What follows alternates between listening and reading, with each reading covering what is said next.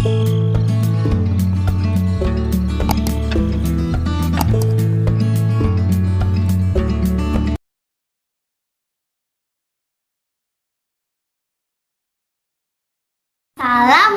warahmatullahi wabarakatuh.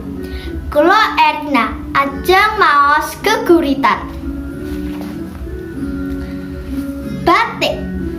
Batik iku bagus tur apik. Wong nganggo ora setitik. Saka ngisor tekak dhuwur padha remen. Saka alit tekak gedhe padha temen. Batik pancen endah disawang, endah dirasani. Lumrah negara tangga padha ngiri. Padha lomba pengen duweni. Padahal wong manca wis ngakoni. Batik iku asli Nusantara.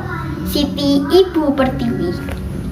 Batik warisan budaya sik kudu dijaga. Dijaga tenanan karo putra bangsa. Ora dinggo geguyon, ora dinggo dolanan. Amarga bisa kelangan. Aja nganti diaku-aku negara tangga. Bisa gelo tekan besok tuwa.